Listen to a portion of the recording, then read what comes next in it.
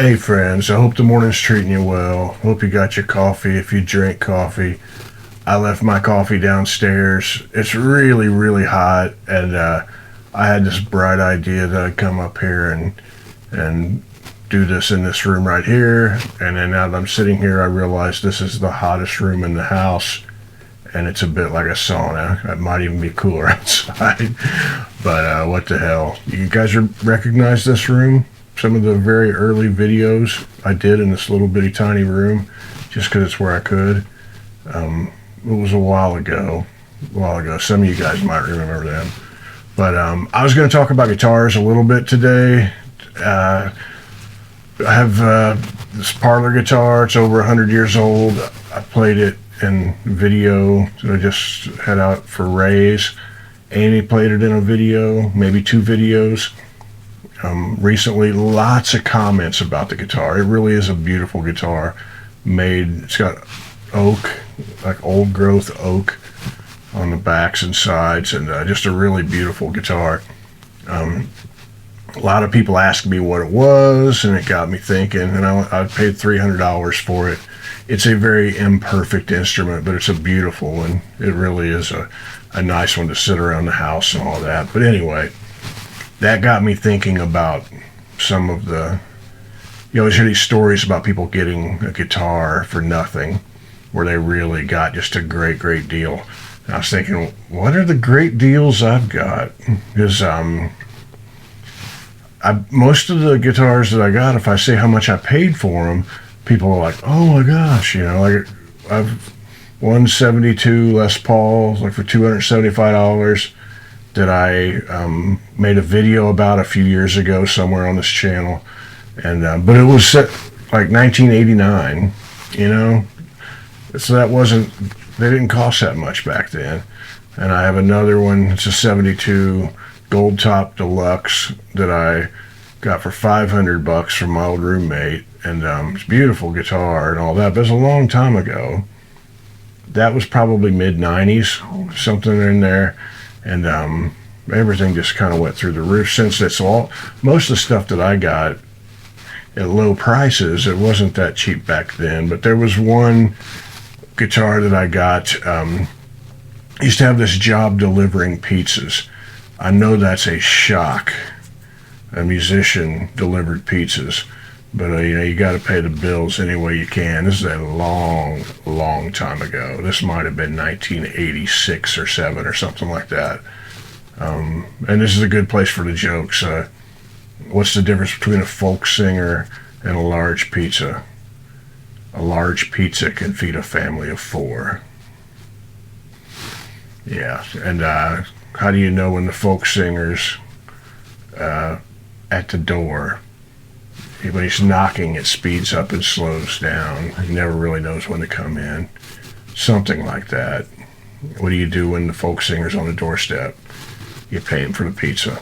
Go ahead and tell me the ones down below that I'm missing. I'm missing 100 of them, I know. And they're all fun.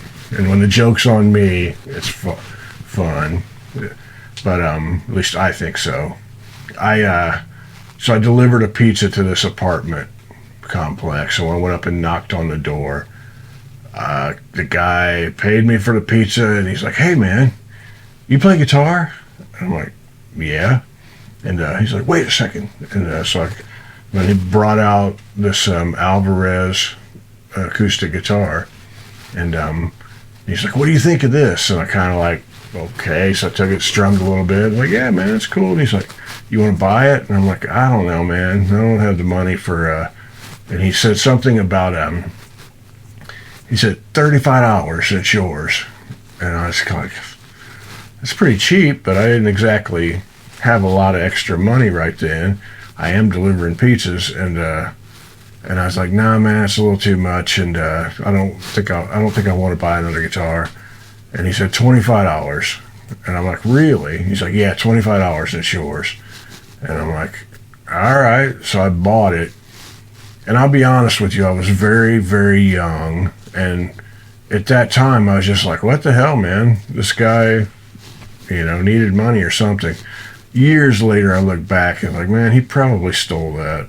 And I didn't think about that for years, but my brain kind of came back around. But it wasn't a bad guitar. It needed love. You know, it was way better than a $25 acoustic guitar. But I had it for quite a while. And back then, some of you can relate to this. So you're young, you play, but you're not like completely, you might even live in a big city. Like Indianapolis is not a small city.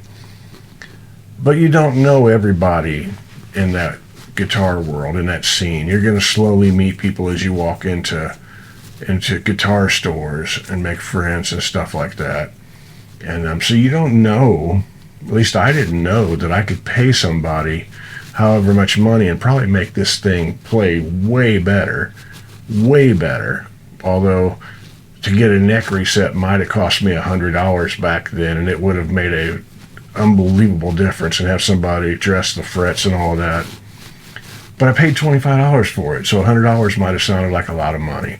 But either way, I didn't know the people, and there was you couldn't just get in the phone book and find that person, and there's no internet, so you play out, you become part of the community, and you meet those people, and I knew those people that could do the stuff.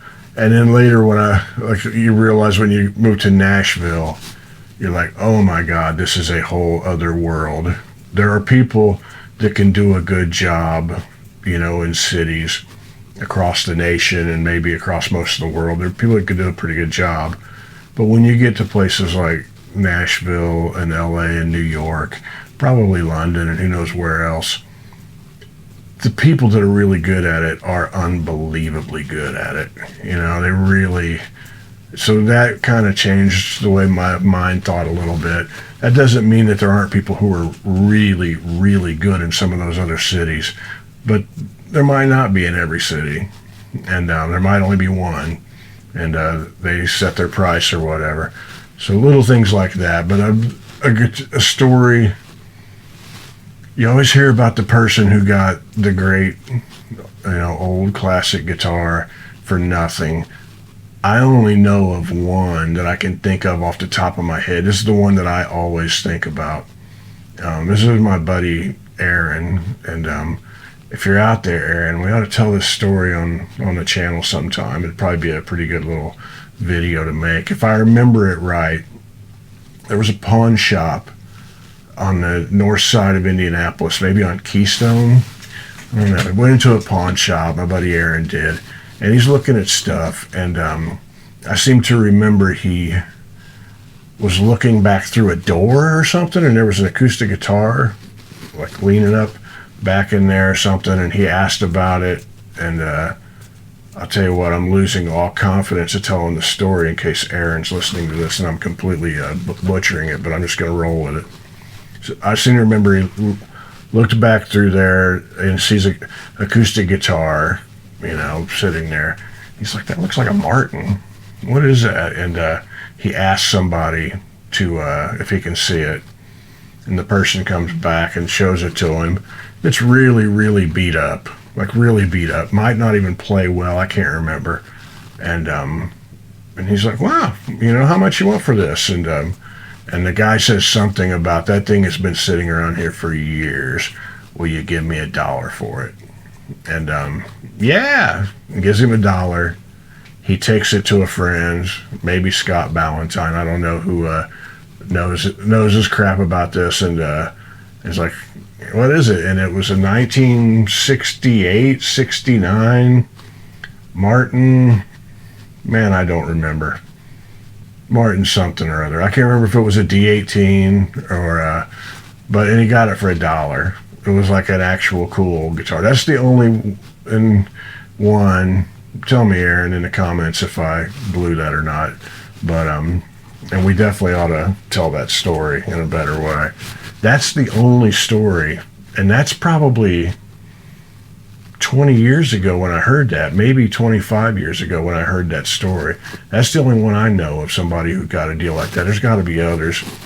I think the very first guitar I ever got was a K, and there was a K amplifier that came with it.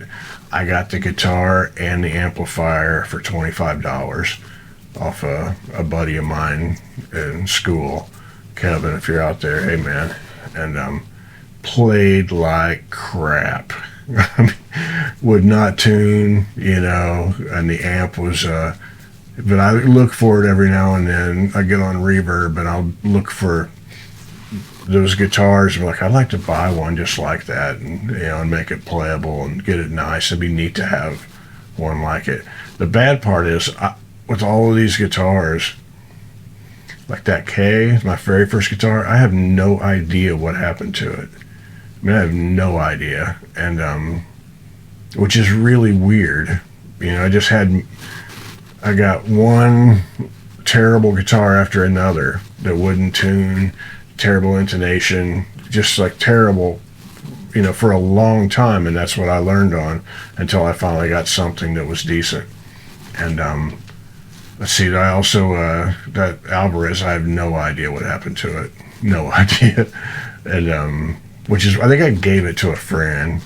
That seemed to be something that I did back then, was I would just give it to a friend when I get something a little better. Just give it to somebody.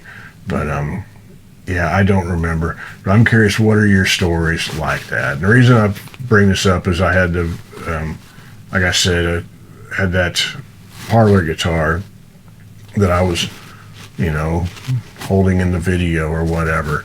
And people seem to like that, and it got me thinking about these nice deals on old guitars and all that.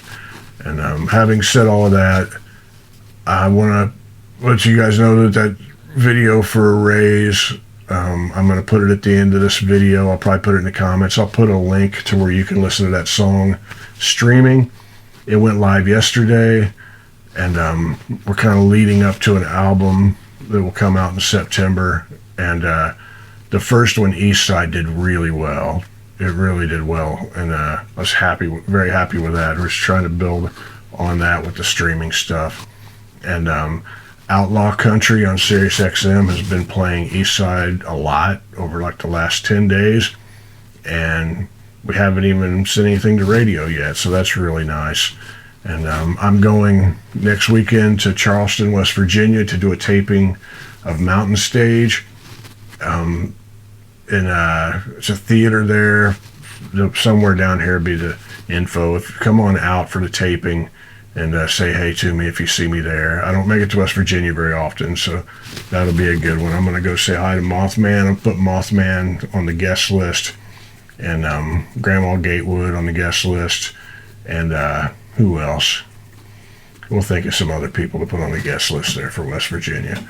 But then I have a gig coming up in Indianapolis at the Hi-Fi. That's going to sell out. Get your tickets. It's going to sell out. There's a gig coming up at Ludlow Garage in Cincinnati, and I'm going to need help with that one. I haven't played in Cincinnati in a long time, and if my Cincinnati people, I need you to come out and bring friends. And the last time I asked, we had a nice little wave of sales for that, but I'm going to keep asking, and we'll have fun with that. Going to announce 3 or 4 more dates later this week. Those go on sale, and so you guys will know about that. And I don't know, I think that's it, man. So life's just good. I cannot complain about things. I'm playing music, having fun, working extremely hard. But when you're working hard at things that you care about, that's always a good thing. And I hope that you guys are working on things that you care about, and trying to keep your head in the right place, surviving the real world, out here in the music fantasy land or whatever. But I'm going to put that video up right here for Raise. Go check it out, and I will talk to you guys soon. Much love to you.